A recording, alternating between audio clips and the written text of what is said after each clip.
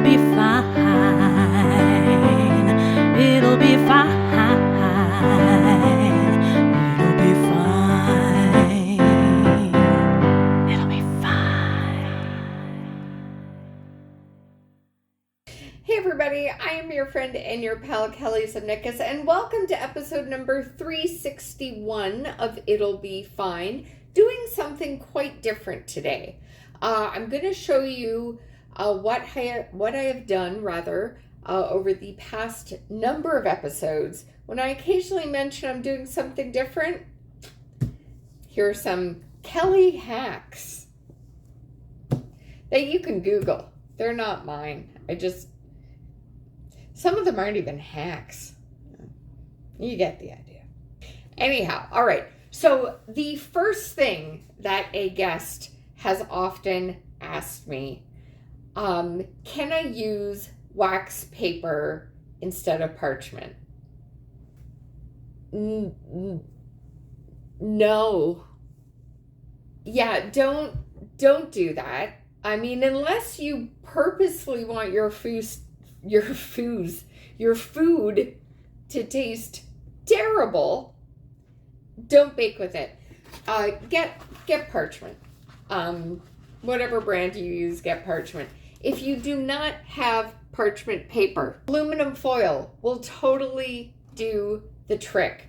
What it will do is possibly adjust your baking time a bit. So you may not have to bake it as long because it's going to conduct the heat a lot faster. So yeah, if you don't have the parchment, use the aluminum or reusable mats. These are fantastic. Zero waste, perfectly fine to use. The only exception is you want to check the packaging to make sure the temperature that you're needing to bake at doesn't exceed the temperature that this can be at. So, all right, the next thing that I have been asked is what can I do to substitute buttermilk? I didn't go buy it before I bake, and so I don't have that. My hair really looks like shit in this one. Here is what you can do. No matter what milk or nut alternative beverage you are using, you can grab it, and you can grab some apple cider vinegar. Do the measurements accordingly for what you're needing to bake. You're going to add the apple cider vinegar to the milk or nut beverage you have in your fridge, and you're going to let it hang out for a few minutes, and basically you will make your own buttermilk. There's no need to buy it unless you like drinking it. My dad does. But yeah, I don't think I've ever bought buttermilk. Just make it yourself. All right, another tip, whether you are vegan or not vegan, but if your recipe calls for eggs, depending on what you are baking, you may not need to use this egg.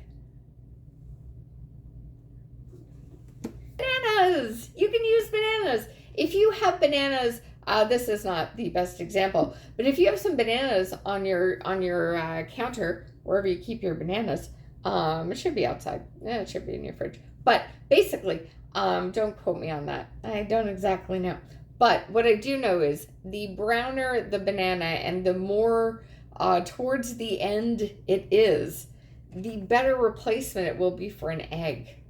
Just so you know, you can totally use bananas. Another really good egg replacer, if you are vegan, or again, if you're just wanting to try something different, applesauce and flaxseed will also work. But they're really great alternatives to this. But I think banana is my favorite. Just make sure it's a little darker, kind of like the shirt. All right, and those are three of, oh, wait a minute, there's more. But wait, there's more. Another thing that I truly love to replace in my baking products, whether I am filming It'll Be Fine or just doing stuff for myself, is using coconut sugar. I do not like the taste of stevia. I don't like the taste of monk fruit. If you use those and enjoy using them, good on you. That's great. But what I do like to do is make my baked goods as close to healthy as I can. And for me, coconut sugar does the trick. It is all natural. It is measure for measure, the same for granulated sugar. So if you need like a cup of granulated sugar, you would use a cup of coconut sugar. Your stuff will not taste like coconut, but it will have the sweetness that you are looking for in your dish, and it's just a little bit easier on your bloodstream. It won't spike you as quickly with a shot of sugar, but it'll still give you a lot of sweet, and it's really delish. It is well worth the extra price. Yeah, buy it on sale if you can. When it goes on sale, it's really good. All right, those are some little hacks that I use most often during the show. But really, however you're compensating for the ingredients that you are missing, because we all do it. We all open the cookbook, we get started, and we realize we forgot something at the grocery store. But more often than not, you can find some really easy replacements in your house, and it'll be fine. See you next time. Bye.